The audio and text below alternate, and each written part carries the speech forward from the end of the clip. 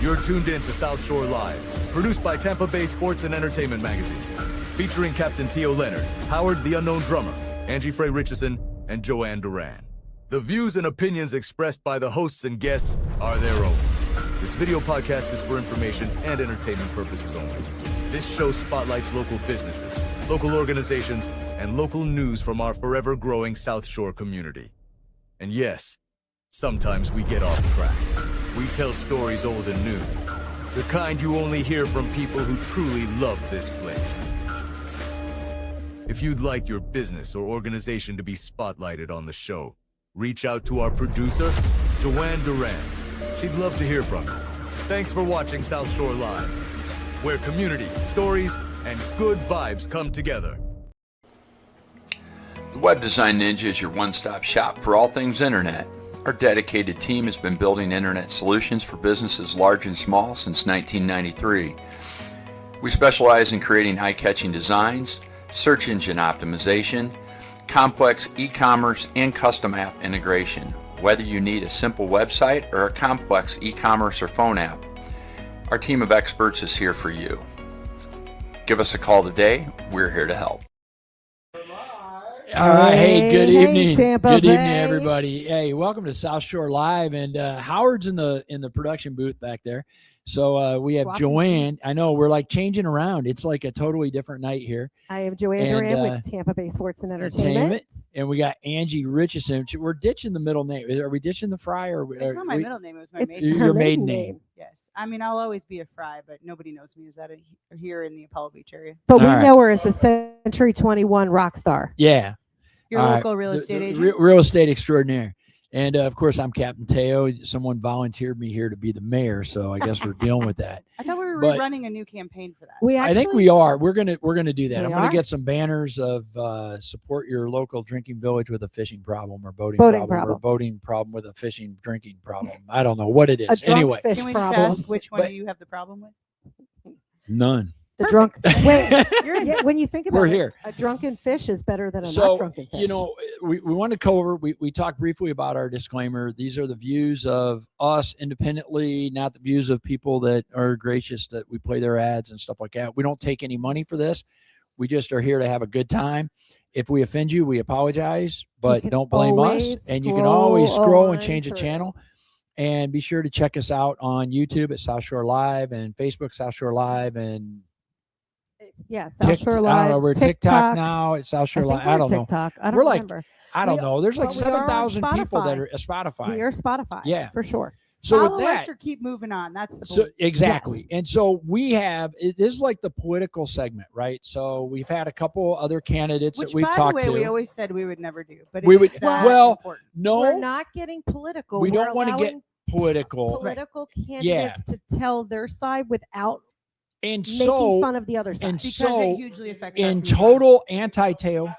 Yeah. Yeah, it's a platform for them to tell us, to tell the public what they can do. Yeah. And so we're drinking, they're not, because they want to put it on a good Cheers. face. So with that, and by the way, I have notes, and for people that follow us, we know that I always go 100% off the cuff, but But we're I want to we're be fair, lassoing them right? in. I want to be fair because we have different candidates, some competing, some not competing, that we've been interviewing. So I want to ask kind of the same question. So with that, we are Well, going to introduce our guest, hold on. and I'm going to One more mispronounce her discla- name. wait, Okay, wait, go one More ahead. disclaimer. if you're a candidate that has not been featured on our webcast or our podcast, Reach out to us. reach out to us because we are allowing every single candidate from every party or non-party to be on this show. So just a And we heads will up. work around schedules to pre-record and feed it in. We know that Correct. with the campaign, you guys are busy, Cost. right? It works. I mean, we scheduled you a few weeks ago, but I know some people are like, "Oh, I can do it at this time," and if it works, we're willing to do that because we want everyone to have a voice because I think that's important. I mean, that's a cool thing about America. So please introduce yourself because I am going to mispronounce your name. Sure. So it's Daniela Simic. Simic. Yes, Simic. Some people say Shimich because that's actually that's how what you- I was going to say. Well, Shimik or So that is Croatian. okay. And that is how you pronounce it in Croatia. But when I was born here, they didn't have the accents on the computer. So I became Simic. All right, we fixed it. Sorry, we have the newbie in the booth, so if we get a little overthink. It's okay. So 'cause they Danielle, don't hear it. so we do. so why we're gonna the first segment, couple minutes. We want to figure out who you are, right? So why are you running, et cetera. So tell us about yourself, your background, single mom, Mm-hmm. 10-year-old Yes. son, was it? 10-year-old son. Okay. Yes. Give it and- to us. Yeah. Let us Yeah, know. where are Absolutely. you from? Give us a little okay, couple of 30 so- seconds of who you are, what you are. Sure. So I've been in education for 25 years. Okay. I grew up in upstate New York. I went to school in Philly after graduating from UPenn with my master's in education. That accent totally came through. Yeah. Girl, I'm from Man, Philly. I'm trying. With my master's in educational policy and leadership, I started teaching right away. Okay. And I moved to Tampa in 2003 and started teaching in Ybor City. Okay. And then I Wow. worked my way up through leadership positions. I ended up working for the Bureau of School Improvement for the Florida Department of Education, where I traveled the state working with our lowest performing schools. So doing turnaround work is what we call it. And then I was placed in Miami-Dade because Miami-Dade at the time had the highest number of low performing failing schools. So I was the executive director for those schools. Okay. Then I was the chief of curriculum instruction in Duval County, which is in Jacksonville. Yep. And then eventually, full circle, made my way back to Tampa, where I was assistant superintendent in Hillsborough County. And now the past several years, I've worked on the private side of education where I've been able to see districts all across the nation. I'm also the vice president of advocacy for our school district's PTA. Okay. And I started in the PTA because my son, he's a fourth grader. Well, he's going to be a fifth grader, and I'm his school's president for their PTA. And it just kind of evolved into doing something at the district level. So I'm on the board for their PTA, but I focus on advocacy, which means that I train other local PTAs on what's happening at the state level, legislation, how to advocate for your kids, how to get involved with the local community. And honestly, doing that over the past 3 years is what led me into this school board race. So this answers, okay, so we just covered 1, 2, 3 of the questions on the list. No. Knocking 'em out. Like So that. what prepared? You got the prepared thing. So the next And we thing did is, not even give you these ahead. I know. By the way, and it's kind of funny because of the people that we've interviewed, it is funny how it rolls into this. I mean, I spent all this time preparing, and it's like, okay, they answered, boom, boom, boom. So why are you wanting to run for the school board? Because you didn't touch on that. You covered on the other 3 in the segment. So I don't think it's something that's a strain away from what I've been spending my career doing. I've always believed in education. I've always wholeheartedly believed that every child, regardless of their zip code, regardless of their learning differences, regardless of the language they speak, that they can succeed if they have access to a great education. That's the Cool. reason I went into it. And the reason why I've kind of slowly transformed into this school board role is really the work that I have been doing with PTA advocacy and learning more and more about legislation and learning more and more about what's happening at the state level and how that's continuing to really shape the way our classrooms are running. And it's, I've seen a lot of changes in our school system. Just honestly, just in the past 5-6 years, I've seen a lot of changes. okay. So the next thing is, if elected or once elected, it's funny how you clean up my language and it says once elected. who do you see your primary responsibility to, right? You have parents, you have students, you have recommendations Teachers. of the teachers, you have legal responsibilities to the school board, Yeah. you have budgeting, et cetera. Who do you see your primary responsibility to, and how do you plan on representing that scenario? Students. Yeah. I mean, you ask any educator, and I would hope that that's their answer is students. That's what the business we're in is for students. So students come first. Teachers would say students come first. Okay. Parents would hopefully say students come Yep. first. I am the only candidate in my race to be endorsed by the teachers union. So teachers, of course, are incredibly important as well, because our students can't get a good education if you don't have good students. Sure. So everything comes down to what's going to give our kids the best chance at being successful in life. Okay. And first and foremost is the person standing in front of them, who's that teacher. And right now we are struggling, not just in Florida, but across the nation in terms of retaining teachers. Teachers are leaving the profession like never before. Florida is definitely at the top of the list for teachers leaving the profession because we're 51st in the nation for teacher pay. Yep. And how do we fix that? Well, so the way we fix that is at the state level. So the budget is created by the House and the Senate at the state level, and then the governor approves the budget and then becomes budget. As a school board member, I can use my voice because I would, hope that as a school board member, you have a louder voice to advocate on behalf of your constituents. I unfortunately don't have the ability to change the law at that level, but I certainly will continue to advocate for it, just like I have as a PTA representative. So can I just add a little extra something to that? Because you're also going to be responsible at some point with negotiating contracts with the Yes. teachers, because you're on the opposite side. That's right. Yeah. So how does that look for you, or how do you feel it could look for you? So fortunately, I have a good relationship with the union that I believe I've built since I was with the school district, and having worked with them over the years. I think we need to, when it comes down to the budget, we're tight. Every budget's tight. Right. And people always say, what if you're in a tight budget year? Every year is a tight budget year. When is it not? But you have to prioritize your teachers. You have to make sure that any leeway and any funding that you have, if you're able to free up different buckets of money. So in government and education, we have capital funds, we have general funds. If you're able to use one bucket of money for something else to free up your general funds to give teachers a higher level of pay, then you need to do that, because as I said before, we can't give our kids what they need if we don't have the highest performing teachers in front of them. And there is not a single parent that I've talked to before this campaign trail and now on it that says, oh, I'm okay if my kid's teacher isn't all that great, or I'm okay if my kid's teacher leaves in a month in and I get substitutes all year.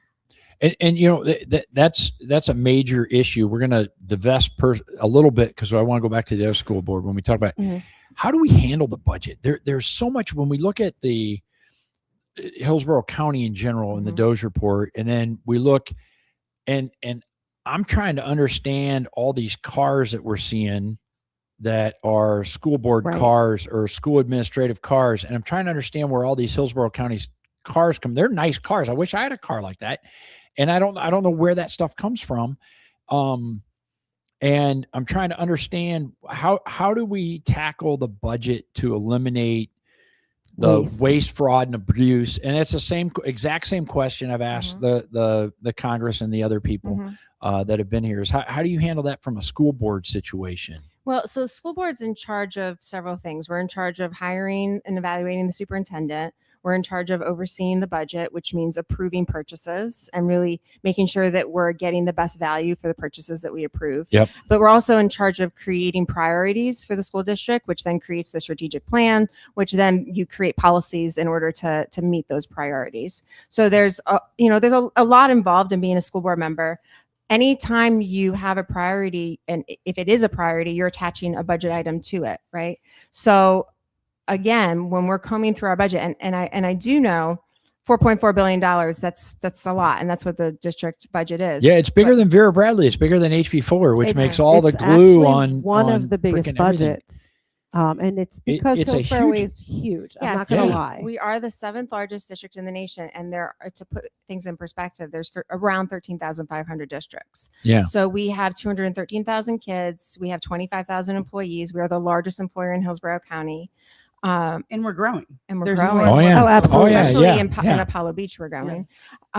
So when it comes down to, people saying, "Oh, that's so much money," well, the majority of that money, 80% of that money, goes towards salaries. So it goes towards human capital. Mhm. So again, we're talking about making sure we have the best people in front of our kids.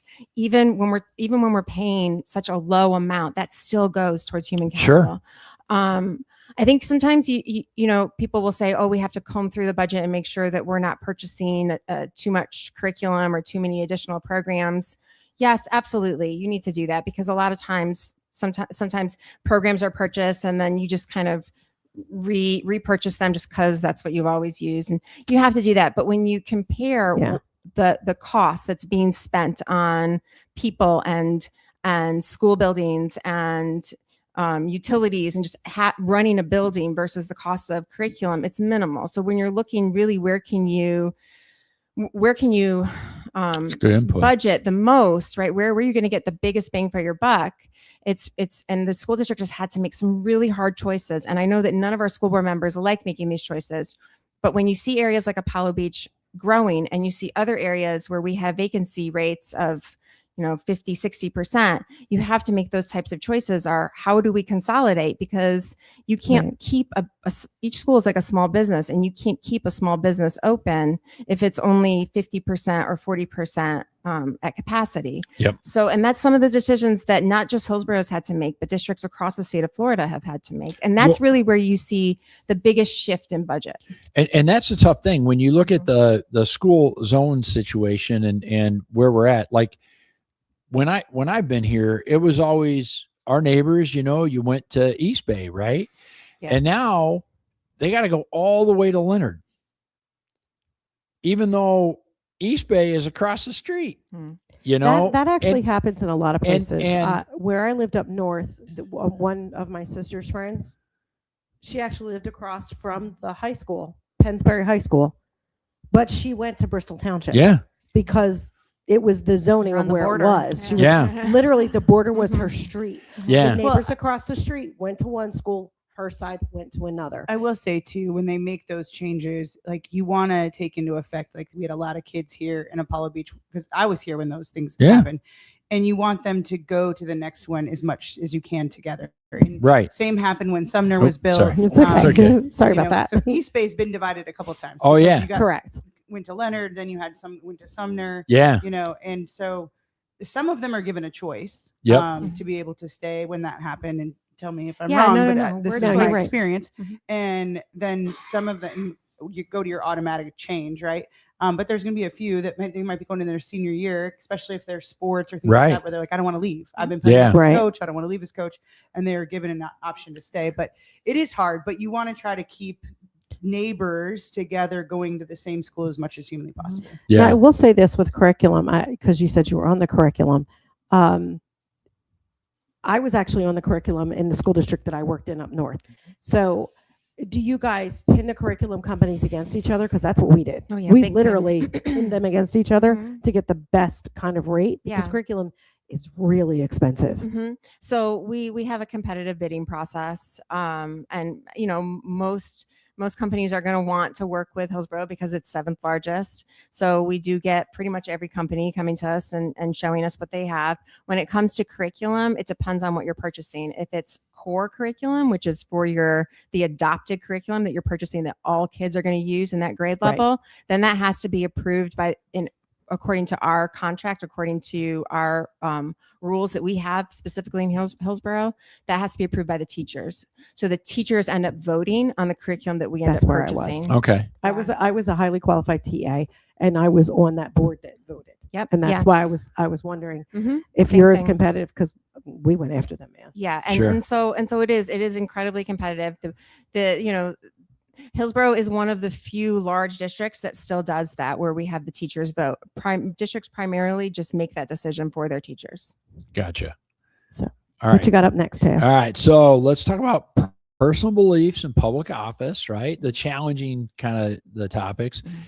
As an elected official, you have your personal beliefs, right? And you have to separate that for the people that you represent, right? You have to represent the entire county. How do you challenge, how do you deal with that challenge internally? I know for me it's very difficult. So because I don't like How to do you budge. separate you from your what your constituents are asking? Constituents, exactly. Well, it's nothing new for me. It's what I've been doing for 25 years. As a teacher, you learn to do that. If you're a good teacher, you learn that that's not your job. Is to teach your personal beliefs to your kids. As a school leader, you learn that it's not your job to teach your teachers your personal beliefs. As a district leader, I oversaw hundreds of employees. Never once did I impose my personal beliefs on them. In order to have a system run as large as this district, you can't do that, because then you end up pitting people against each other, and your ultimate mission, which is to teach our children how to read, math, science, social studies, then that falls to the wayside, and it turns into an argument between adults. And whenever it's an argument between adults, guess who suffers? The kids. See, and that like rolls right into the next section. Man. Right in there. Parents and students, right? Who has the final say in the child's education? The parents, the school, or a combination? And do the student, I mean, obviously you're on behalf of the students, right? So you have to look out for the students, but at what level do the students have a say versus the parents and the school, right? I mean, there's a balancing act. So, I mean, the parents have the ultimate say. I'm a parent now. I can say that. I would have said that before I was a parent, but now as a parent, I'm like this mama bear. I have, I have the say, and I've done things that as a teacher I used to hate parents doing, and I see myself doing that, and I'm like, what am I doing? But it's your kid, and there's nothing more important to you than your child. Sure.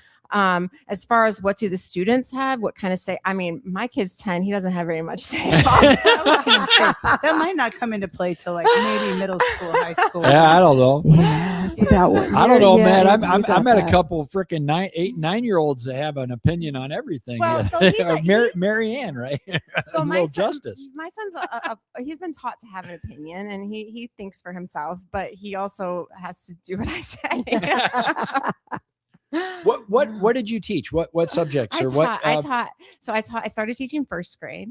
Then I jumped to great age. That's like the perfect age, and then you get they tell you everything that's going on in their house. Yes, even everything. If you don't want to know everything. And then I taught 7th grade. I taught science in 7th grade. What a jump, right? I know. Yeah, total difference.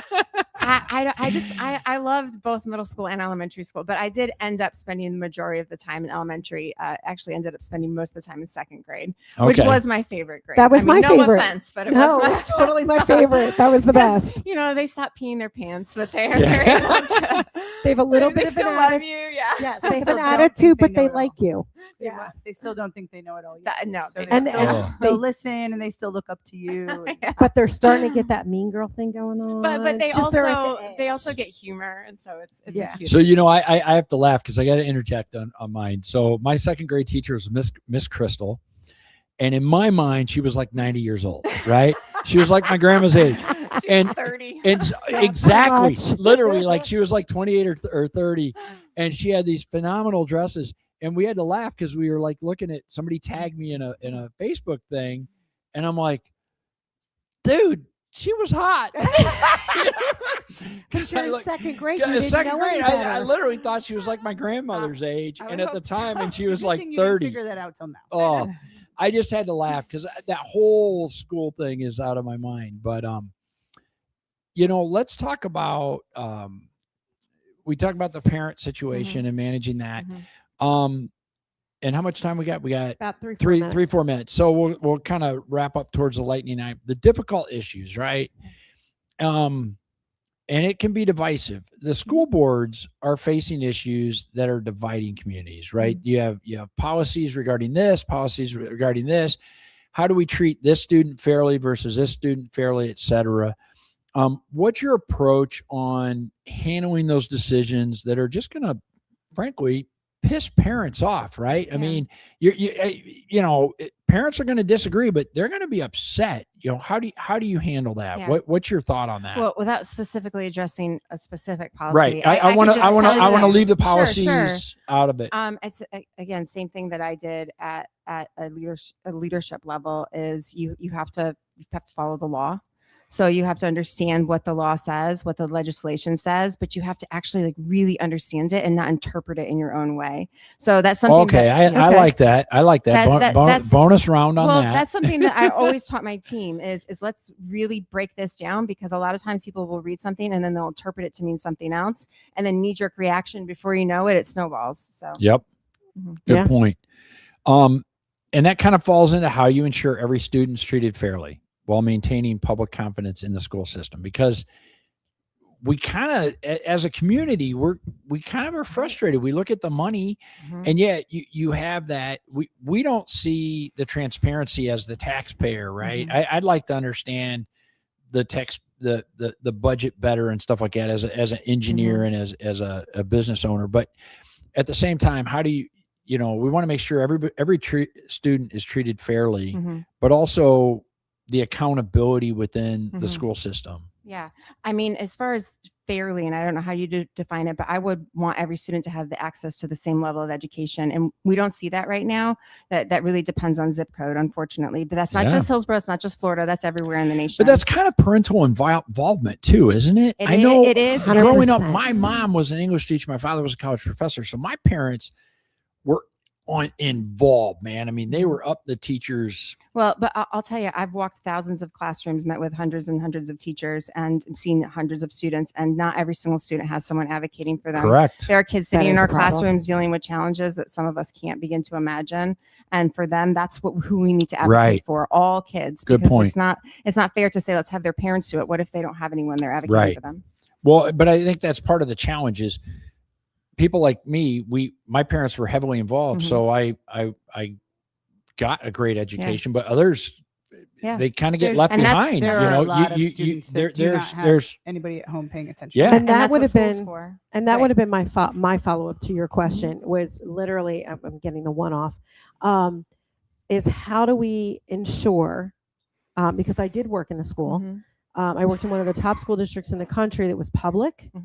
and yet I worked in the Mhm. Yeah. the lowest performing. Mhm. That's probably a better way Yeah. to say it, the lowest performing school. Mhm. How do we assure, because there are kids In who 10 are- seconds, how do like- we fix yeah. this? Hold on, and then we have our Fix final it. question. we So have, we can't fix it, but yeah.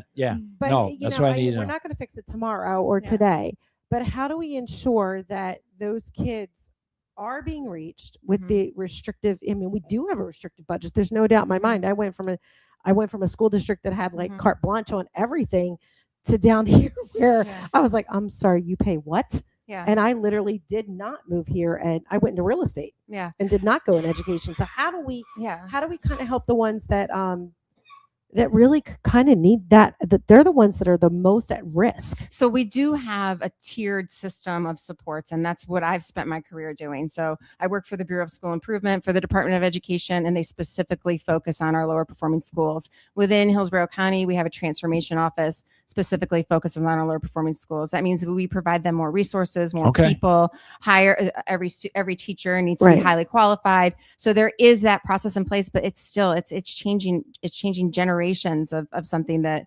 exists, that Right. it's not just up to the schools, it's up to the community, it's up to everybody to Yeah. change that. Yeah. Takes So a how do we village. get the community more involved? I'm going to skip my normal ending question because she kind of answered. Well, she kind of Join the answered it. PTA. She kind of For real. answered it.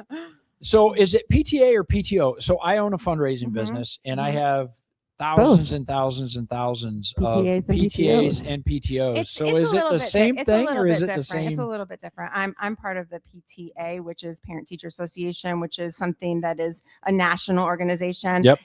Either way, it's about parents and teachers and community members supporting their schools. And I think a lot of times we forget the community member aspect, but community members can join it too. And then they get to see all those things you were talking about, transparency, what's Yeah. going on. They get to be a part of those meetings. They know what's happening in their neighborhood schools. And I think that's a great way to get involved. And Cool. I happen to know that the Chamber of Commerce down here in the South Shore area they actually have a group of women who go and read to kids in Title I schools. Yeah. Because Title I is the most needy, Mhm. the most kids that need the most help. Yeah. Yeah. Cool. Any volunteering. I mean, our school district is always looking for volunteers I'm actually a mentor at the lowest performing school that we have in Hillsborough, which now actually improved by a grade level. I'm a mentor there to 6 kids. Anyone Cool. can really support. If you have it in your heart to do that, please join. So Okay. and help. Yeah. one last question that's coming from the peanut gallery. Why should people vote for you? Why should people vote for me? Over everybody else. And I don't want you to talk about No, anybody that's else. fine. but I just won't. Why you? I think a lot of times people will. First of all, I'm an educator. I truly understand the ins and outs of education. I've lived this. I've walked classrooms. I've been a teacher. I've been a leader. I've been a district leader. I've seen children across the state, across the nation. A lot of times people will say, you need somebody who understands budget more or legal language more. Listen, I've worked with some of the largest budgets in the nation, government funded multi-billion-dollar budgets. I have read hundreds of contracts, negotiated hundreds of contracts. You cannot learn the things that I've learned by reading a book. I graduated with my degree in educational policy and leadership from a pretty good school. The things that I've learned through experience, did not learn in a book. The empathy that I've gained through my years of being in this, that is something that I'll be able to apply to any decision I make, so that I'll know what those implications of my decisions are. Cool. Further beyond the money and the legal language. I love it. That's good. This is great. Anything else you want them to know? How do they get in touch with you? Yeah. How would they get a hold Sure. of you? Daniela at DanielaForSchools.com, and it's DANIELA10. Okay. Yeah. It was funny because I kept looking at your name and trying to spell it the right way because I didn't want to mess it up. Lisa says hi. That's it. I just wanted to wrap up with, the why you vote, or anything else you want somebody to know about, or do you have something? I was just going to say quickly, because I personally have been here 14 years, and it sounds like you've moved around the state, which does give you some great background. But in our South Shore area, I actually was just talking about this in the office today. Our local school went from K through 5 to K through 8, which was huge, right. Right. huge Yeah. for That's us, a which was huge the school thing. board helping. Mhm. And Leonard High School actually went from a C school to a B school It recently. did. It did. And I think a lot of that is from parents getting involved and more people. So I do see good things happening. When I first came here, people scared me about our schools, Yeah. and how 100%. terrible they were. Yes. And I didn't have a choice but to move to Florida for a job at the time. And I was like, oh my gosh, what have I done? Because I left amazing schools in Illinois. And I will say it is getting much, much better. And there's a lot of hard work that's There happened is. Yes, by there the is. school board. So keep going. And if you're a voter, get out there and vote. Know what's important to you. and as a parent, get involved. Okay. yeah, just flat out, 100%. get As- involved. And As an ex-educator, the best parent was the parent who showed up. That was the best parent. They show up, they ask, what do you need? And they do. And so with that, I think Cool. my last point, though, is Hillsborough County is so huge. And Yeah. it's mind-blowing to So me that big. one school board, one superintendent yeah, is there's over not that. districts. So when you're advocating for what your community needs, remember, we're not the only community within Hillsborough County, right? Mhm. So well, and that was my whole these guys point, is are- how do they right. handle that? And I think she did it well. Yeah. So, So- cool. So Thank you for coming. We're Howard's gonna trying to yank switch us off. to the commercial. Well, we got our time. So with that, Yep. thanks everyone. Hey, Tampa Bay. Yeah, it's no joke here today. And I'm not Nipsey Russell, but I'm rhyming away. So, take the plunge. Check out the new magazine for February's edition. We got our own overflowing here. It's easy to do with a data degree, but not when it's 35.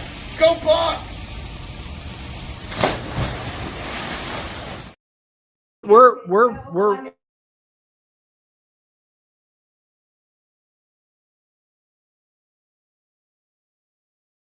Trees taking over your property? South Shore Unlimited has you covered. From tree removal and storm cleanup to hauling away every branch and stump, we do it all quickly and safely. Veteran owned and serving the Tampa Bay area. Call South Shore Unlimited today at 813-731-2439.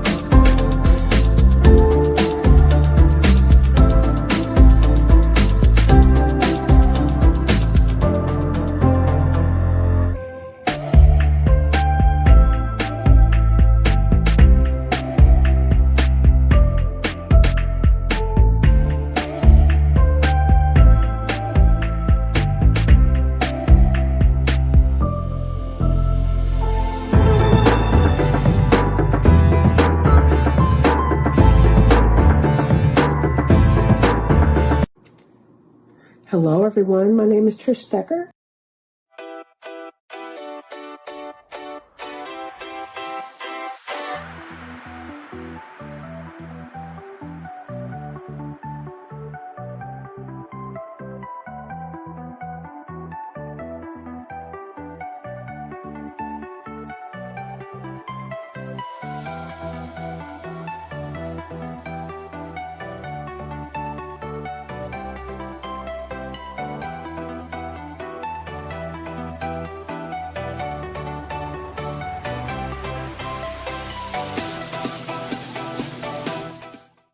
Living in Tampa Bay means enjoying beautiful homes, outdoor spaces, but Florida's year-round sunshine. Humidity, mold, algae, and dirt can quickly take a toll on your property. Total Pressure Power Wash and Seal provides professional residential and commercial pressure washing services throughout Hillsborough County. We also specialize in roof cleaning, screen repair, and outdoor screen cage restoration to keep your property looking its best. Need paver installation, repairs, or sealing? We've got you covered. Owner-operated, licensed and insured, proudly serving the South Shore area and all South Shore's premier weeding service, The Weeding Lady. Professional, reliable, local. Weeding, cleanup, and garden care. Monthly or what-time service. Serving South Shore, Florida. Transform your yard today. The Weeding Lady, call 813-613-9181. Coastal Wedding Gardens. Coastal Wedding Gardens. What? Oh, we're on.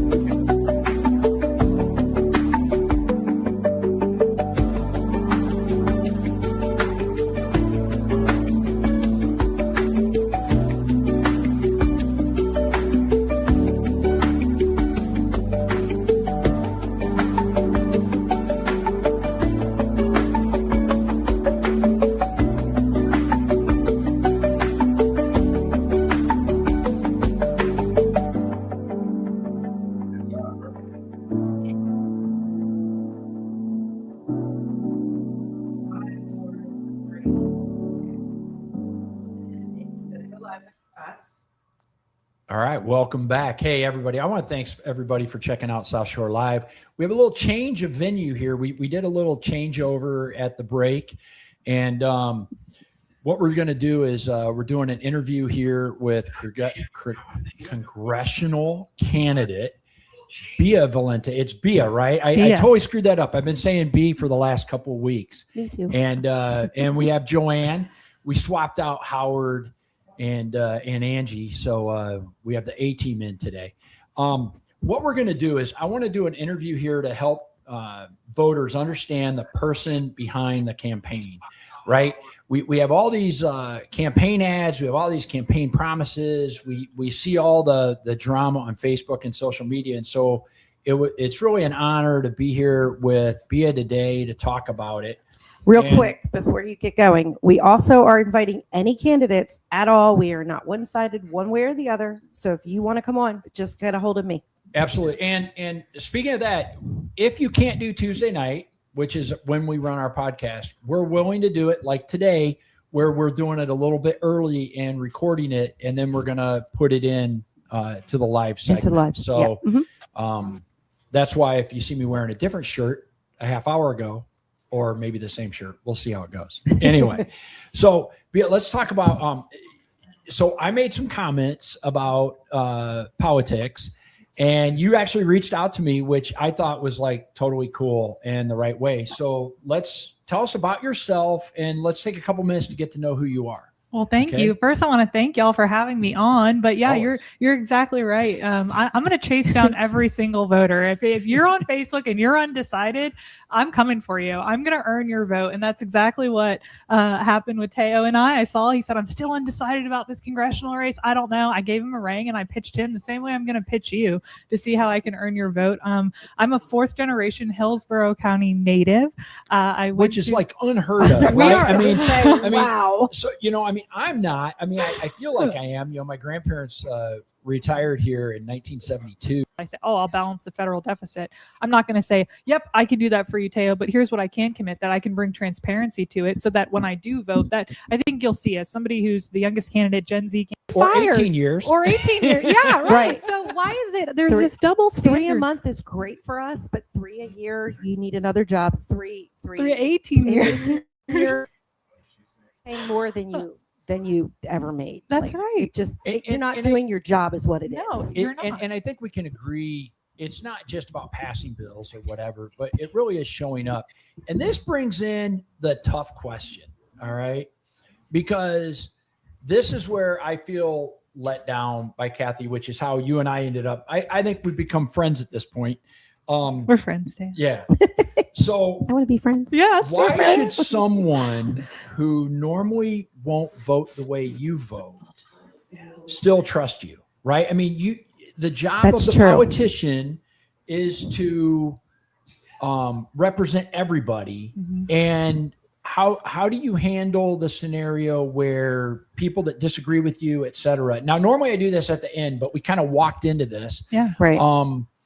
How do they trust you? How do you represent those people? How do you juggle that? Yeah. Because you can't just always, in my opinion, you can't just always vote the way you want to vote because you're representing people. Right. Well, and I think that's knowing the district. It goes back to the top of the conversation, which is when you are a local, when you are somebody who's been here for 4 generations, who hasn't just come in here or lives in a different county and is trying to represent this seat. You know, like there are stakeholders that I know out in the community because I went to high school here, because my family had a business here, that I go to the gas station and I recognize people, or I go out to dinner and I know the waitress, and I'm like, wait a minute, each of you are my bosses. That's a fact, and I report to you. So if there is a bad vote, that's what I'm always constantly thinking about. And it's, you know, when there is a bad vote, okay, how am I going to explain this decision? That's what every member of Congress should be thinking when they go down to vote. 100%. How do I explain this to the voters? When I go home, how am I going to look you in the eye and tell you why I voted the way I did? And to be honest with you, in a purple district like Hillsborough,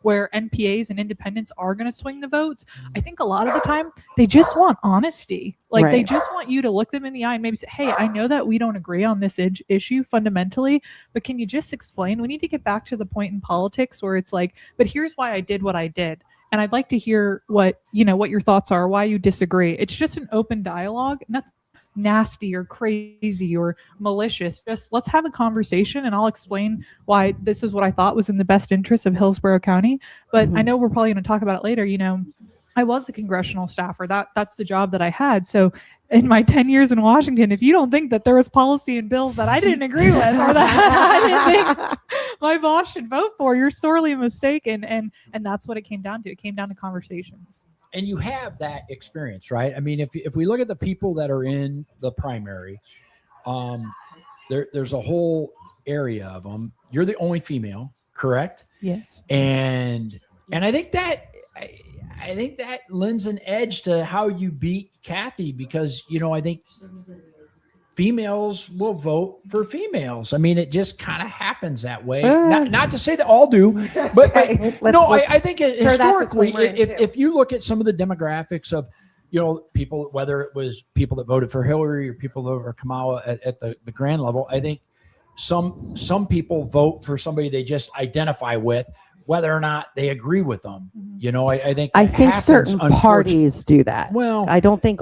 Yeah, I think it from what I've seen online and what I've read and what I've, TV, you're 100% right. Certain people will always vote because they look like me, they sound like me, not necessarily because they think the way I do.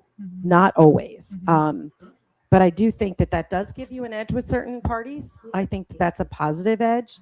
But I would really like to tell people what are you passionate about? Because that really comes down to a lot of things is passion. Yeah. Well, I think because this is my home, and y'all may know this, there are 67 counties in the state of Florida, and with the members of Congress that are currently representing us in the Florida delegation, between the 28 or 29 members that we have, that just tells you right there that each of them have to have at least 3, 4, 5, 6, 7 counties that they represent. Absolutely. This seat is only one county, and it's half of a county, and it's Right. Hillsborough County, which Yeah. is the county Yes. that I was born and raised in. So of course I'm passionate about it Right. because I believe that Hillsborough County deserves a person that's going to actually understand and fight and care. You know, I'm so tired of just like the nonchalant politicians, and I know we're not going to, get too partisan here, but you do see this where like there's no vigor, there's no excitement, there's no spine, there's no fight, there's no drive, there's no passion. And we do need that in politics because it's deeply personal to me. What are we fighting for? I'm fighting for a more affordable Hillsborough County. I'm Right. fighting for small businesses here in this area to be able to compete with the Walmarts or Targets or whoever else. I mean, go wherever Right. you want to go. I'm fighting for our children so that they can afford houses here. I mean, that was the whole reason why I got in the race too. I chased the American dream. I had a 4-year university that I went to, and I got a job without even having a college degree. And for 10 years I worked, and this is my favorite one: go without in your 20s. And then, What's up with that? You shouldn't have to. You shouldn't No. have to, but I did. And guess what? I still can't afford a home in the county where my parents Charlie, are. by the way, the noise in the background is Yeah. Charlie, who's whining about not being able to afford a He home. can't afford He kibble. can't afford his can't kibble. He afford wants his more dog food, food. so I know. Charlie's cruising around the floor here. Everyone that watches us has met Sees Charlie that. before. Yeah. So Do you want to take He's a in. quick little break and then we'll come right back? yeah, we can do that. Hillsborough County deserves a fighter in Congress. Bia Valenti is running to represent Florida's 14th, the place that made her. Navy reservist, congressional staffer, White House aide. She earned her degree while working in the West Wing. She drafted the Troop Act, the blueprint for President Trump's order delivering back pay to our troops. I'm a 4th-generation Hillsborough County native. I was born here. I live here. And I know Hillsborough County cannot be bought. Bia's right. We're tired of failed politicians shopping for a district. They claim counties. Bia builds community. No learning curve. Ready on day one. Bia Valenti will deliver safe neighborhoods, affordable homes, lower drug prices. She'll fight for Florida's farmers and get the Farm Bill passed. While Washington lost its soul, Hillsborough raised someone with heart. I've seen how broken Washington is. I came home to fix it. I'm Bia Valenti, and I approve this message. I love her. Yeah. We're back. It's awesome. I love that commercial. That is really good. And Charlie is hanging out in the chair now. He now can afford So, a chair. Yeah. There you go. There we go. So, we're talking about the 4th generation of Hillsborough County, and you're fighting for the people of Hillsborough County. And that actually, to me, that says a lot, because there's so many politicians that moved here 10 years ago for the benefit of Florida taxes, for the Florida lifestyle, whether you want to live on the water and enjoy your boat and all that kind of fun stuff. And then magically you're a resident, so now you can do that. But I think people come and they don't have the touch or the vision of our local area. We see that here. Absolutely. People are like, I manage I got 19,000 people in the Powell Beach group, in the one group, and another group I got 30-some thousand. And people are like, oh, I want this the way it was home. I want it the way it was, in this town or this town or this town. And I don't I'm like, understand man, I want the old days. Why'd you leave? When there were here for 1,100 not homes. There were 1,100 homes when we moved here. Wow. Wow. And but let's talk about the government in general, right? So you have congressional background, right? You're a staffer. You have experience in DC dealing with I don't want to say backroom deals because that sounds wrong, although it probably isn't wrong. But I mean, it really is. There's a lot to navigate. And if you haven't had a tour of the area, I was lucky as a kid. I actually delivered Dan Quayle's newspaper in Indiana. Oh, very cool. When he was in Congress. So I was able to go to Washington and get a one-on-one tour with my family on all that. And it is huge. It's a huge area. And we talked about how you don't even know where the bathrooms are or anything else, right? It takes time to learn that. But in doing all the research for America's 250, and I have one of my patriotic shirts on. Love that. Our founders envisioned a government accountable to the governed, right? I mean, it's really the third sentence in the Declaration of Independence. Yep. How do you ensure your votes reflect the people that elected you rather than the party leadership, the lobbyists, the special interests, right? There's so much stuff that goes into this. Your job is to represent the people that elected you, and even those that didn't elect you, but who you represent. So how do you separate? How do you separate those, that? How do you those have fun things? with that one? I think it goes back to the earlier point, which is you have to know your district, you have to know your voters, you have to know the makeup, you have to know how it's evolved and changed, and you have to be out in the community talking to as many people as possible and not hiding away. I mean, I'm making cold calls to learn. I don't know. You could have. I had no idea how our conversation was going to go, Taya. And you could have been Especially like, with him. forget this guy. You know what I mean? And I am tough, right? I Yeah. mean, I ask you some point blank, You very did. tough questions, You and you absolutely answered them, did. and in the end, I'm like, you got my vote. Yes. Okay, sorry. I mean, we'll have other people, I'm sure. Yeah. But she does have my vote, unless Thank you, Taya. somehow I you appreciate can that. persuade it, Yeah. because you answered them the Yeah. right way, the accountability, and you have to know your area. And what I remember from our conversation too, and this is what I'll tell voters, because I said, I love the live questions, and that's what we should be accountable to, especially in a primary. It's like, if you can't answer your own friendlies that are like people who agree with you generally on most issues, there's not a lot of daylight, you are going to sink when you have to go toe to toe with Kathy Castor and actually defend yourself. And listen, when people have been calling, when we did talk, you just asked point blank questions. It wasn't like, sometimes you'll have people who lead, where like, I feel very strongly about this, and this is why. What do you think? And then you'll get a politician who says, "Oh, I totally agree with what you're saying, man." Yeah, Me too. whenever somebody leads you right down that road, you're like, come on, this you're telling me how to answer a question. Exactly. And that's what they'll do. So just be cognizant of that. Like, ask point blank questions to get to the truth. And that's something else, like by the governed, for the governed, like that we're talking about, is in this Republican primary too. I'm seeing this. I have another video on it. It's like, be weary of the candidates in this race who are just regurgitating the national talking points, which we all agree with. Of course, we're Republicans, right? So you're going to secure the border. You're going to try to, with the federal deficit, lower that. You're going to try to combat inflation. If you weren't, you'd be registered as a Democrat. But here's my campaign promises. I've said, after speaking with the voters, Baycrest dredging, it needs help. PFAS for fire stations and our firemen and our first responders, and then also MacDill Air Force Base housing. We had another conversation about this, and two of my opponents were like, a lady in the crowd asked, and he said, "Well, this is the first time I'm hearing about it. What are you talking about? MacDill Air Force Base housing has been dilapidated for 10 years. Where have you when I been?" got into real estate 12 years ago, I knew what was going on with that. Right. Well, and you get a credit, right? So the military people can get a credit to live off base. Yes. Dude, I can't afford to live off base, and I freaking own 3 companies. I just look and go, there are real problems, and so many politicians. Our average income, not in Hillsborough County, but in America, is $64,000 a year. Out of that, you got to pay for your own retirement. I mean, some still have pension plans, but for the most part, you got to pay your own retirement. You have to pay your own medical care, right? And I know what mine is. Mine's $2,800 a month with $3,000 a month copays. Finally, it got down to $3,000 a month copay on my wife's chemo. But it's expensive, and you have people that are running for 18 years. She doesn't know what it's like and before that she lived on the county, dime, and you're young, right?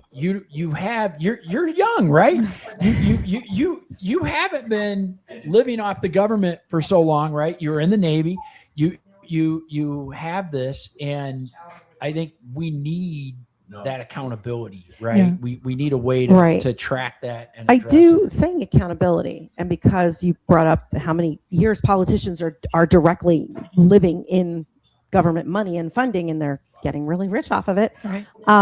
How are you if the congressional term limits and stuff came up, because the president's the only one who can only do so much.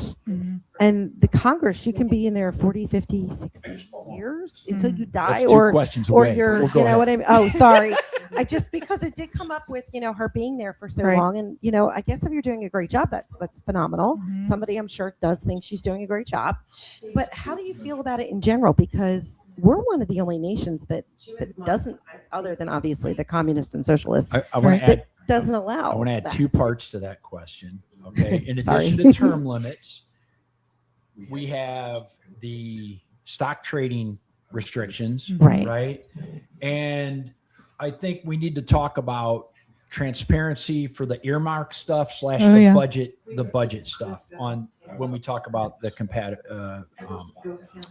transparency and reform. How do we do that? As a business owner, I have to live within my budget, right? There's months where I don't take a salary so that I can pay my employees and then pay my bills, and I get paid last. We have to live within those budgets. So what are your thoughts on how all of that kind of plays in? It's kind of like a 4-part question, Right. Okay. Because honestly, You know- Congress should have to live in the budget that Absolutely. they produce. Absolutely. They don't. No, they don't. I'll hit the first topic, which is term limits. I'm the only candidate in the race that signed the term limits pledge. So I do support that. Now, I will also be, in the spirit of transparency, will be completely honest with you that that does not mean that I'm going to self-impose a term limit against myself. And here's why I'll say I that. understand that. What that means is that when it comes to the floor, if it comes to the floor, if there is, a way for it to pass, I'm always going to vote yes on that. Good. But here's the thing that people should, like, for example, even though Kathy has been in office for 18 years, she has built seniority. She is almost the ranker now, I think, on one of the most powerful committees in Congress, which means that she should be we should be rolling in it. I mean, everything should be going really great for Hillsborough County because Correct. Congress does work on a seniority basis. And as you move up, you have more power and you do get to pull more things. And those strings should be for your district. We can talk about how we feel about that, of course, but as the current system is set, people who are building seniority, like AOC, like Hakeem Jeffries, like the radical left who stay in power for so long, they're building seniority. And I'm not going to say let them build seniority, but self-impose a term limit on Correct. myself Correct. when I Smart could move. be really effective for Hillsborough. But I am the only person that has signed the term limits pledge. And I do agree that people who are staying in Congress for way too long, they're geriatrics, at this point. And Some it's of them not- are in the hospital. or we don't know where they're at. We don't know where they're at. literally- Maybe they're in the there's hospital. pictures I of specifically them. made notes that I refuse to comment on that. So I'm not going to go there. Yeah, we tried to, when we had our meeting before, we have meetings before the shows, and we're like, Teo, we got to make sure we keep it in a certain way because we could go on for hours. Oh, I'm sure. I mean, it's true because there's so much to unpack in Congress, right? And when we do talk about, just circling back to your question about the budget and the federal deficit, like that's something that really upsets me too, as somebody who's running. Like you heard me just say, here's the caveat there. As a politician, you can say, of course, I could have just answered her question. Of course, I support term limits, and that would be the end of it. And then it would be up to your imagination to make that jump. When we have people in this primary right now who are like, I'm the guy that's going to go to Washington and balance the budget. I know you want to be a hero. I'll just tell you right now, you're going to be 435 of 435, back to the seniority issue. Right. And you don't think that there's been great minds before you who have tried to balance the budget. We have to be realistic about it. Now, am I going to cut spending? Absolutely. Are we going to work to dismantle waste, fraud, and abuse? Absolutely. Right. The budget and the federal appropriation process right now, there's 12 committees of jurisdiction. I've worked on appropriations for 8 cycles, so I know you work your way up in a business. You don't just wake up one day and decide you're going to be CEO. And it does. It takes Unless time. you create your own. Unless you create your own. But a lot of times you've had some type of time in the business, in the field, in the experience, and that makes you lethal on day one if you do have that exposure, which is what I bring. But when you look at the appropriations process, 70% is mandatory spending and 30% is discretionary. And so what I will say about the appropriations process is that House Republicans have done a pretty good job. Give credit where credit is due. Right. Lately, they've really done the last bunch of years. Trimming they've out. really trimmed out some stuff, Trimming some out. fat. And look, this is another conversation that we should have, which is these CRs. A lot of people say no more CRs, no more CRs. I want to say that I understand that, and we should be cutting where we can, but you have to have the realities that a CR is a cut in a lot of ways, so long as the Explain them. Democrats are not.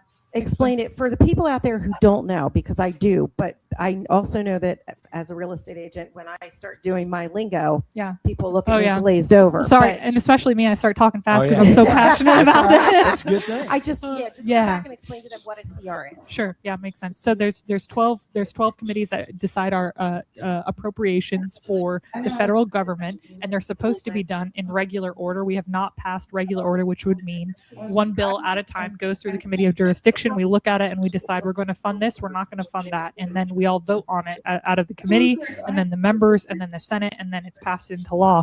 We have not done regular order appropriations since the 90s, and instead we have done for the last several years continuing resolutions, which essentially says we're going to flatline and continue to spend for this fiscal year the same amount that we spent for the last fiscal year. And again, while I recognize that that is not a cut, when you look at the ramifications The that bloat. could. Yeah, I mean, if the Democrats were in power, they're not doing CRs. They are jacking up the budget. They are adding Right. ridiculous things to their line items all the time, and so that's what they'll say a lot of times when they vote against CRs, because there's no funding for the growing population of other handouts that we need to give out to these people. And for that, I say that's a win, because I know that if they were in power, they would do that. expand. They would expand the program. So if, Right. if Republicans aren't going to get real about cutting it, which I would fight to make cuts, and there's amendments that go through that process, then a CR is the way that I will go, rather than writing a new bill that's just going to add to the Right. deficit, if that Right. makes sense. Nope, 100%. That's So why I how wanted do them we- to know. Is there any hope at going back to what our founding fathers envisioned? And when you look at this, where these bills should have one thing in here. When I read these bills, I'm just shocked at, like So I'm much actually fat. one of the few that spent days reading the Obamacare thing, right? And so little of it has to do with Obamacare. The same thing happened with the bailout for COVID, et cetera. We've gotten in the habit of all this stuff that keeps getting added on. Trump did the one. You want to do this? Send me a bill that has that amount without anything else, and I'll approve it. But they got to have hundreds of billions of everything else. Is there any hope of ever From what solving you've that seen, problem? because you've been there. Yeah. So what I mean, you've I'm not seen. saying that you can or can't. I want to know: is there any hope of having our America back? I think there's hope if you elect people who can actually call it out, because if I've seen it as a staffer, then I'm telling you the truth right now as not an elected person. But if you Right. bring on another politician who's benefiting from this system, because at the end of the day, everyone is guilty of it, as far as if you do this, if you add this provision for me, I'll add this provision for you. And then that's how we get And to we'll yes all on the vote. bill. And then we all have each other's back, because we all have, the same cover for each other.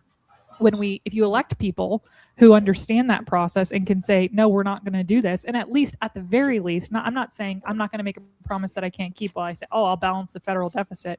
I'm not going to say, yep, I can do that for you, Teo, but here's what I can commit, that I can bring transparency to it, so that when I do vote, that I think you'll see, as somebody who's the youngest candidate, Gen Z candidate, whatever you want to Right. call, I'm on social media, I'm doing videos all the time, and I'm sharing what's in the package or what's in the bill or whatever it is. So these votes are going to be 30-second videos of me explaining, hey, here's the appropriation bill, and here's the 50 items that are, what we call in Congress, are not germane to this bill. I love the transparency of it. I'm just going to do videos so you know what I'm doing. Yeah. Well, I love the one guy that that's awesome. points out all the Yeah. pork fat, right? He's Yes. like, you go through and you're just like, we're paying for this?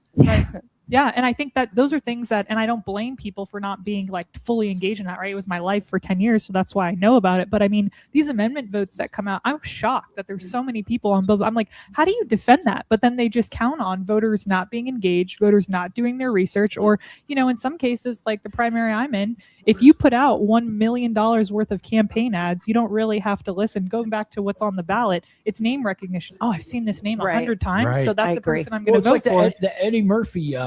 There's a movie where Eddie Murphy is like a total criminal guy, con man, and he has the same name has the as same name. as the senator that dies, right? Oh. So Yep. he decides to run for office to run a scam. I need to go pull that movie out because it's pretty good. It's too old for you young people to know. But no, it's a great thing because it shows how he gets elected simply because he's got the same name as a senator that died in office, and everyone thinks they're just reelecting the guy. And honestly, when you were talking, and don't laugh too hard out there, please. But if you watch Legally Blonde 2, where she's red, white, and blue or whatever, and she goes to Congress, you can see so much of the crap that goes on. And I know they don't even know half of it. I think everyone has to watch Dave. The movie Dave. Everyone should have every elected politician from the county up should have to watch Dave once a year to look at the budgeting of, okay, we're spending $20 million to make people feel good about a car they already bought, that kind of stuff is just crazy. They have a lot of short videos out too. So if you are one of those people that would never admit it, you can just Google, and there's like little cartoon animations of like, how does a bill get passed? Because honestly, it's not, I don't know how when we were young. Yeah, they still do that. We had That's Bill sitting on Capitol Hill. That's right. But I honestly think like that's the only way, or you can call the person that's running and ask them, and we'll have these conversations conversations. But I think sometimes people may feel, I've been guilty of that too, like, oh, I don't want to ask a stupid question or a dumb question. You have to, otherwise you're counting on somebody who who likely doesn't have your best interests at heart and is going to count on you not knowing. I've always said as a coach and a mentor, there's no dumb question, because you don't know something, you don't know it. Right. You need being the only part that makes anything dumb, if you want to call it that, is going around the world not knowing the answer to a question you have. So true. Just ask. So what's so now we're talking about the bloat. We're talking about all the crud that's getting thrown into the different bills and appropriations and everything. What's a federal program that serves a worthwhile purpose, right? But it's grown so large and so inefficient, and how could we improve it? I think there are tons, but the one that I always come back to that I think is a big conversation. You have to bite. How do you kill an elephant? You bite it one bite at a time. But honestly, DHS, the Department of Homeland Security, it started because of 9/11 and the Patriot Act, right? But before that, there was a lot of organizations within it or subsects of it. I'm thinking of like the Coast Guard, right? That was under the Department of Transportation. So a lot of them had already existed, but then were morphed into these other programs, and they don't need to do that. It's duplicative. It's not necessary, and it's wasteful spending. And so I think, like, for example, I think of TSA. There's a lot of airports around this country. Actually, California is a great example where they have privatized TSA, and they weren't even affected by the shutdown. And they've had great response rates. And they've which is shocker when you turn government mandated programs into private businesses. Like the prisons. Oh man. They end up doing much better. And they're good for taxpayers, and they're good for the people who are using the service. And the line goes on and on. So I think trying to see where we can do that. I know for the Coast Guard, this is just an idea. I did work for the subcommittee chairman of Coast Guard, and I just have to say hats off to our coasties. Obviously, I'm a Navy reservist, so go Navy. And before that, I was Army until the clot shot forced me into the Navy, which we can talk about a little bit later. But they have a fraction of the budget under their federal law enforcement is what they're considered. Coast Guard is, when they should really be under DOD, in my opinion. And so things like that, where you can merge them either back to the agency they came. So I got to tell you, this is where I am so overly informed on so much stuff, and that's a total shocker to me. I had no clue that the Coast Guard was under DHS and not DOD. I've always visioned. I thought it was with the rest of them. I had no idea. Me as a merchant marine license, captain, etc. I always thought that the Coast Guard was under the DOD, and that's a shocker. And it goes to that. I gotta give you credit on that answer, because I didn't expect that answer, and I thought that was going to put her on the spot, and it didn't. Nope. So let's kind of wrap it around and bring it back home. Yep. Back to South Shore, because it's South Shore Live, right? Right. So what's an issue unique to us here? Now and I didn't even ask where you live, what part of Hillsborough County. So you're Carrollwood. Okay. So you're like a long drive. So she made a big effort in the rain to get down here. But for us in South Shore, right? We got a Palm Beach, Riverview, Waimama, Ruskin, Sun City, Brandon, etc. What's an issue that Washington just totally overlooks about our community that you can bring attention to or represent better? I think I'd love to hear from you on what your top issue is, but I'll just say one of the whole reasons why I got into this race too is East County, not so further down this south, but I did talk to some folks in Lithia and down south. It's just the overdevelopment is killing us here. That's the one issue. And that's what they're talking about. And you have people in Washington, like I haven't heard Kathy Castor mention overdevelopment once, and now that she's starting to campaign. So this goes back to her city council days. I went to a meeting and talked to her, and I ran this is me being the engineer, right? And inventor guy. So I ran all her campaign contributions of $1,000 or more. Because I think it was $2,000 or whatever. I was going to say, do that. back when was that? 20 years ago. Okay. Just for people's 20 frame years of mind. ago. And roughly 80% of all large contributions were real estate developers. Okay. Now, I wonder what that looks like today. What that means is you would, and how that number came about. And I want full disclosures, because it's a swag, right? I mean, a simple wild ass guess. I'll say that with a congressional thing, and she can spank me for swearing later. But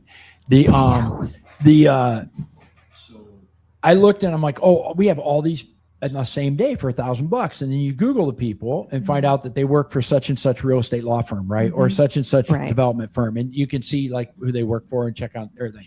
So, but roughly 80% of her money came from real estate development. There's no way you can be against development. And it's like, and get funded by it. We have the data center issue, and people are like, well, shouldn't we tax the data? The problem is we have no water. Right. You know, I mean, right. I had to spend a fortune redoing my yard after the hurricane. Nobody's fault. I chose to live on the water. My was, waist deep in the house, and I had to replace my yard. It wasn't cheap. It's like $7,000. I need to water it. Yeah. Or I'm going to spend another $7,000. And the fact that they're like, we'll use less, but we're going to build another 40,000 homes. Yeah. Is a problem. You've nailed it. Yeah. Our biggest issue here is that, as well as our other issue is insurance. Right. The car insurance is insane. The way that no fault runs, not that you can affect that, but for us, property insurance and car insurance is crazy. Yeah. And property insurance, an issue for me is solar. If I were to go with our electric bill, which is astronomical, and Joanne, you guys have solar. We have that's solar. it. But on ours, I can't insure my house if I put solar in. Yeah, the roof, I have all these things I have to deal with on my homeowner's insurance. Is that because you're on the water, or is that? Could be. I just wonder. I don't know. I can't make it feasibly work out. So for us, I mean, our main issues are overdevelopment, right, and energy costs, and then energy costs and insurance costs, right, which all goes back to affordability, which is my main platform. But yes, the overdevelopment, and it's not going to get better if you keep building these houses. This is why I've been so supportive of banning private equity from coming in and buying up the houses, because then they drive the costs up, and people move in, and then they outcompete the locals who are here. I hear about this all the time. It's what happened to me. I couldn't afford a house. I put an offer in on one, and somebody who wasn't from the state outbid me by $15,000 in cash. So that was it. Well, now I can't afford any of the houses in the home because the budget around it, which I get it for homeowners, is good because the value is going up. But for people like me who are trying to start a family, I've just been boxed out of every other house in the area because now they've gone up by $15,000. Yeah. I know a real estate agent, but I just want to say one thing on funding and contributions. I am so proud. I'm the only candidate in the race. I have raised the most dollars in individual contributions, $200,000. When you take out the multi-million that they've paid themselves, that's grassroots. My other two competitors had 50,000 and 70,000, and then they've put their millions in. Hillsborough County is not for sale. Right. And I love am that. so proud to have grassroots contributors like y'all, $25 at a time, $100 at a time. I'm just so grateful for it. It's a good indication of our momentum. And you know who's my number one stakeholder? All the grassroots people who are donating to my campaign. So cool. See, and that's the thing. I think that more transparency and that kind of thing, if everybody is working from actually the constituents who they want, that want to vote for them, rather than the people who are from somewhere else. Right. But yeah, I mean, you got hit the issues on the head. So we're gonna wrap up. How do they get in touch with you? I know we're gonna have the stuff on the screen here. Yeah, it's been flashing behind and us. you're readily available on social media. I am, as we saw. And then you have a website. Yes, beaforcongress.com, BEA4FOR Congress.com. Cool. And then let's see. Go ahead. I just wanted to say, well, it's more of a comment. The idea that I'm not going to lie about my age. I'm 54. I've been voting for 50, for whatever years, 30 something years or whatever it is. Because as soon as I turned 18, I got my first ballot. I've never missed an election in my life. She's a patriot. They called me a super voter in Pennsylvania. I was like, I don't even know what that is. But yeah. So I got to tell you, the idea that you are specifically going and talking to people, because in all the years and all the votes, and even being considered that quote unquote super voter, so I got to town halls, I've never been able to call somebody running for office or that was in office and get them, and not a million other people. I've actually reached out to other people running for the offices, and I've yet to get a response even from their team. So that ahead should tell voters, in my opinion, my humble opinion, should tell voters who to vote for, because they can call you, they can talk to you, they can ask you a question. Right. And also, I've pledged I'm not changing my cell phone number. So that's the same Okay. cell phone number Right. that you'll be able to reach me at. But I think, again, it goes to the point, and thank you, Joanne, for saying that, is you have to be accessible to the people that you represent. If they can't see you in the community right now with friendlies in the area who agree with you, how do you think that they're going to be accessible in Washington? I can't get a call back from our county commissioner. My office building pays $38,000 a year in property tax, right? Between everything in here, I spend 50 grand out of my own pocket in taxes in Hillsborough, directly in Hillsborough County. And I can't get a phone call from the commissioner to call me back. And I'm spending $50,000 a year on that. And I can get a phone call back from you right away, and you don't know who I am. I mean, at the time, Right, that was out of the blue. It was out of the blue. I made a comment. She saw the comment, and she goes, "I want to talk to you about your comment." And it's great. So we're going to come back. I had a couple of them, but I know we're running short on time, so I'm going to pick one. When you get elected, and we interview you in 2 years, and you come back here, Ooh, I like this. what accomplishment should convince voters to send you back? I think the campaign promises that I made, you should think and look hard at the things that I said I'm going to do.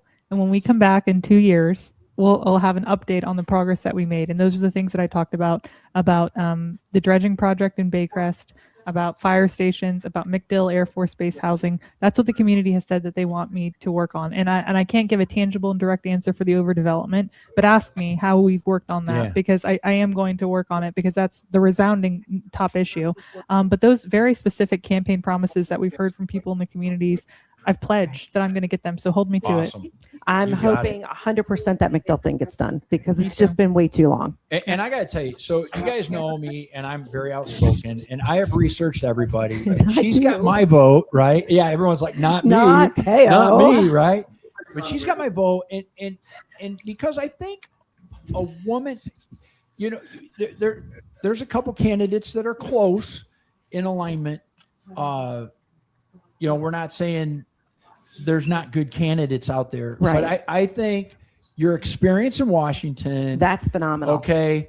You hit the ground running. We know that Trump's going to be lame duck, right? Essentially. And so you have to look at, okay, how do you protect the America First agenda for the next 2 years, right? And go for that. And that And seems protect to what be we've gotten. your whole platform seems to roll with that concept, and that you're a woman that can go swing a couple more votes, and we only need a couple more as long as we don't cheat, as long as they don't cheat, as long as somebody doesn't cheat. That's right. No, that's No right. cheating. And I think I'll just say on the America First platform, like you're seeing this growing trend, right? Everybody, and I'll just speak to the Republican Party, but it's like everybody is MAGA. Everyone's America First. Everyone loves Donald Trump. They're his greatest supporters. I was there in 2017. Yes. I was literally there when they were calling us neo-Nazis and domestic terrorists. I stayed till his very last day of his first administration, and I worked for him for 3.5 years. You don't not believe in the mission and work for somebody for 3.5 years. True. So take that track record, because there are other people in the race who have flip-flopped. There's somebody else who endorsed another candidate over the president, and now he's a MAGA guy. So I would just, again, it goes back to research. I appreciate you saying that, but that's the track record that I have. I'm the only candidate that actually has worked for him and has delivered on the agenda. So I look forward to victory. Please get out and vote. August 3rd, 18th is the actual day. There's early voting before, but August 18th, we need your vote. If you have a mail-in ballot on your desk right now that was mailed into you, Bia Valenti. It's the last name. They saved the best for last. Vote Valenti. Well, that's good to know your positioning too on the ballot, because quite honestly, sometimes you get in there and you're like, I can't find him. But because your last name begins with a V, like victory. Yes. So it's gonna be great. Well, we wish you the best of luck, and we definitely want to have you back. Yeah, we should have you when you win. Yeah, we should have you back on. We'll do on it. Absolutely. And, but I want to thank everybody for watching. We're going to be right back, and Howard and I and Angie will do a wrap up. So stay tuned, and thank you, Bia, for taking time to hang out with us. Thank you. You got it. Thanks.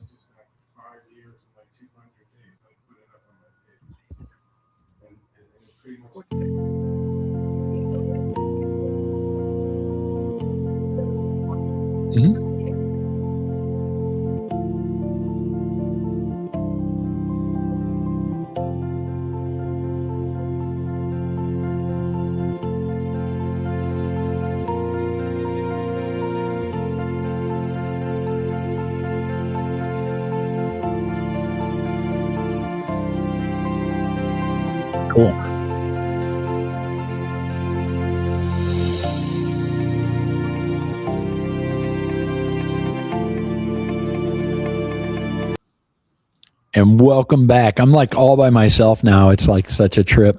The Howard's going to come in. Howard's going to come in here, right? He was behind the scenes, and I got to thank everybody for watching. And thank Daniela for being on the show, and Bia for being on the show, and now Angie's going to come back around here. We were all kind of chilling out watching the episode.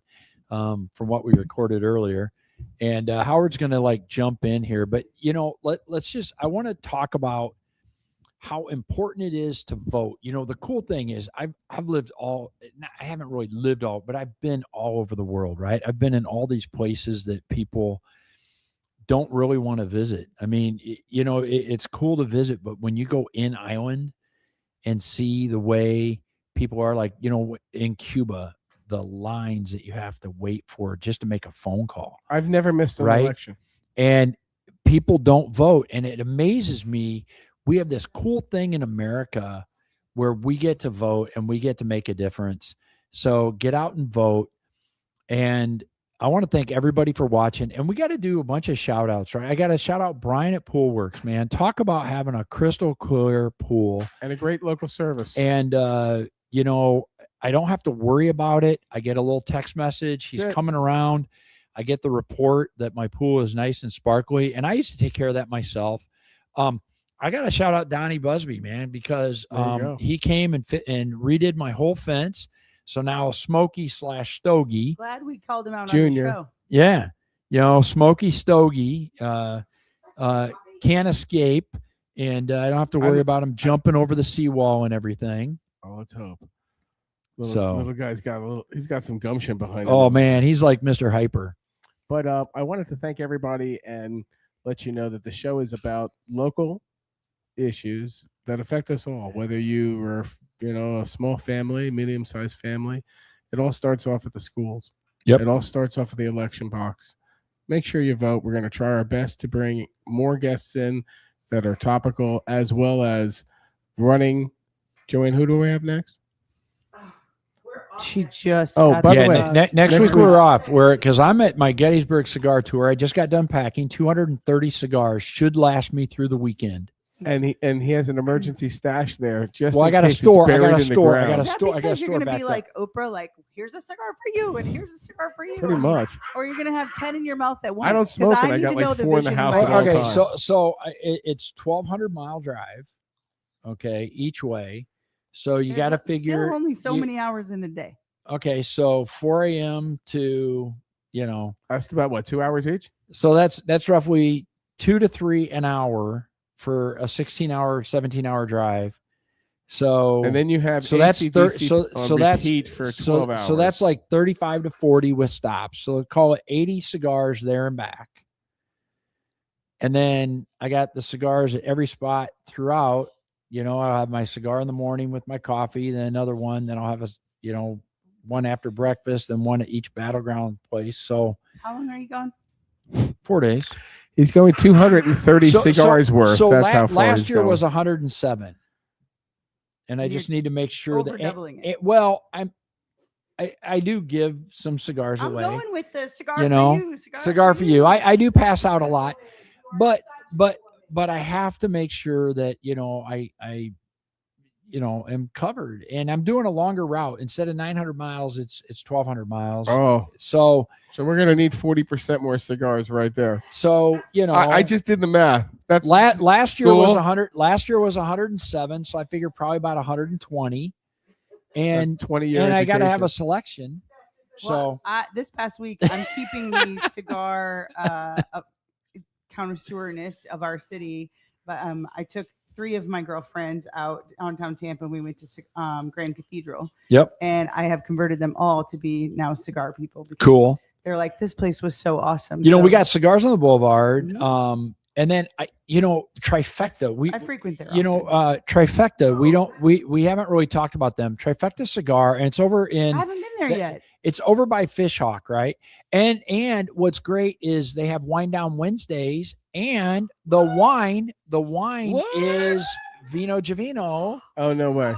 Oh yeah. So I follow them on Facebook. I don't haven't drink been over either. there yet. So, but Trifecta Cigar is a great My place. body's a temple. And Danielle is like Cool. happy because like I didn't smoke during the episode because I'm almost she's 60 like years old. trying to keep her student teacher cleanliness or whatever that would be. I don't know. If you would like to be on the show, we would love to have you guys on. Your organization, your business, your local business, reach out to Joanne Duran at Tampa Bay Sports and Entertainment Magazine. Also, Angie, you can reach out to. Teo, you can reach out. You can reach out to me. You can reach out to her. We want to thank our guests. Joanne popped in with events going on, huh? I do. So we actually literally have a very, very full schedule coming up. Here So we go. Next week there's no show because not only is Teo gone, but I also the production person is gone, and you see how it works when I'm not in production. Yep. All those double towns. But next week we have Dan Weldon. Oh yeah. On. Oh, very cool. The following week. Yeah. Yes, we are going to have him on the 11th, on August 11th, right before the election. We're also going to have Logan. Yep. On. And then on the 18th, we're going to have Sean from Stretch Zone in Apollo Beach and Cool. Sun City, which I have to tell you, Highly recommend. Yes. I slept so good after being stretched. It's like ridiculous. I'm telling you. I'm telling you. Just go get the first stretch is free. I'm going there this You'll weekend. pay for more because you sleep so well. I told you, man. I did like that 4-month package thing. It We will was have- like we I will was like give you the just first one sucker for me, free. just reel me right in. And by the way, I want to say we don't take anything for free. Nope. We don't accept any gifts, No, etc. Everything is about promoting the business. I know people are like, well, what's it cost me to be on the podcast? Nothing. Nothing. We don't dime. take anything. We're not the we don't take dishonest video podcast. Yeah. It's not like You the just have dishonest to thing. Promote it ahead of time. Yeah. we're You just asking you to share let it. your friends know you're going to be here. That's it. So we are going to have him, and we're going to have Logan, and then on, like I said, on the Logan, who's 18th, Logan? Logan does like computer networking, security stuff like that. Great guy. I would say kid because he's like younger than me. Everyone's younger. Everybody's than me, younger than you, too. but yeah, a great guy. I'm a kid. Yeah. So Santa on the Claus here as a 18th, kid. we are going to have, like I said, Sean from Yep. Stretch Zone, but we're also going to have Canine Cultured, and she is a dog trainer and a really good one. Oh, dude, She's right a up your alley. So we also non-violent we also are dog gonna. I got trainer. a Jenna Kofer of Down boy. I should know her name. Next week. Anyway, What else we got? Yeah. then So, on no, the fol- name of her dog training. She's training Smokey. Yes. So wrapping up We're gonna do the, that in month October. of August, we're going to have Aldo from Keller Oh, good. Williams and Xavier from it's Artesian Craftworks. Design. Yeah. He And does then, amazing work. Believe it or not, we go right into September. We are full. We have so 8 if y'all weeks. want to be in, because the first week of September we got some stuff going on, but the 8th there's no show because of the holiday. Yep. And then we start with Kingdom Pet Hospital on the 15th. Yep. Kevin Warner from Thrivent. Going into the 22nd, Sure. we have Darnell with Safe Families and the Slurp Club coming in. Very cool. So, we have OG from Slurp Club's good. Yes, That's good we're stuff. amazing. She brought us a cookie. She brought us a cookie she last brings time. romaine and Yeah. Ramen. That ramen. ramen. She brings ramen in. romaine. I got to and get all on the this next in it. batch of it. It's Yeah. delicious. It's really good. And then we also have the last week of September, we have OG from the Salty Shamrock. Yep. And Travel with Dawn Gunness. And Cool. she's really, she's so we go into October. I'm not going to go into everybody that's in October, but if you want to be on, please get Yeah, with you're me gonna have as to be soon as booking now for possible. Christmas, For folks. Christmas. It's kind of cool. We never coming really up. thought we'd be like, 3 months out, but if you want to hang October out with us, 6th is Pierre and Alley, so that is cooked. We have a couple of dates open in October, but that's it. yeah. Now, also, too, don't forget to vote, and that is August 18th. Yep. And by the way, so we are having a meet and greet. Bia, who was just on the show, if you want to meet her and talk to her one-on-one, well, 1-on-50, but in a casual thing. Just give us. I know Howard's going, what? I'm going to have how many people here? Anyway, Did you ever see that skit on Saturday Night Live? And he's like, for that poor kid dying in the hospital, and the kid goes, "What? I'm dying?" Yeah. That's what Yeah. I felt like right there. Yeah. So sorry, but no, we're always hosting. wanting to host. What are you I'm talking about? 50. I'm paying the I'm the not food worried and about booze. that. I'm paying the food and booze. I need a band. Yeah. At the end of the day, I wanted people to get to know the people that are running. I'm sorry. I wanted people to know to get the people that are running for office so they can intelligently vote. Right. I don't care who you vote for, as long as you know why you're voting for them. Yep. I want people that really seriously know who they're voting for, because I always have looked at candidates, have done my research, and it's really hard these days. Well, and that's why we wanted to do this, is we wanted to ask kind of the same questions of everybody and give everybody the opportunity. And it's not the typical political answers, right? I mean, we could say, well, why, every answer, and Danielle, why do we vote for you? Because you have that canned, right? I mean, that's a total canned response. But the other ones there's some challenging questions in there that you got to think about. So many people only vote for president and Oh. turn out for that. But the reality is if you want to make a difference in your community, it's a community first. These are the seats that matter. know, These are the And I seats that don't matter. want people to vote just because they're in a party. I want people to vote because the Right. party or the person knows what they Their missions. believe. And that's it. And Different Charlie's mission. going to vote.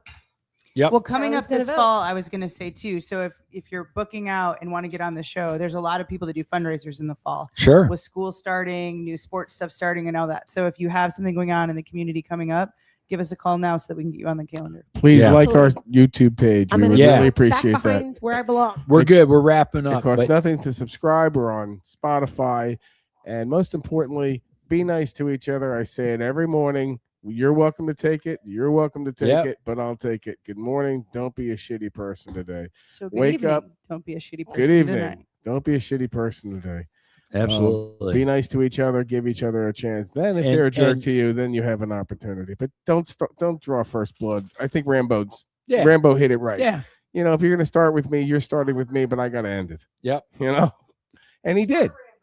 That's So why I Rambo, good So job. anyway, South Shore Live on YouTube and Spotify. Thanks to Daniela and Bia for being on the show tonight, See you in and 2 our weeks. co-hosts, and enjoy. And we'll be back in 2 weeks. But we might have a bonus show. We'll tell you about that one later. Yeah, maybe. If I can And push I the will right have buttons. nothing to do with it because I'll be Just watch smoking the a cigar. Facebook page for some special See ya. announcements for next week. All right. Bye bye. We're out.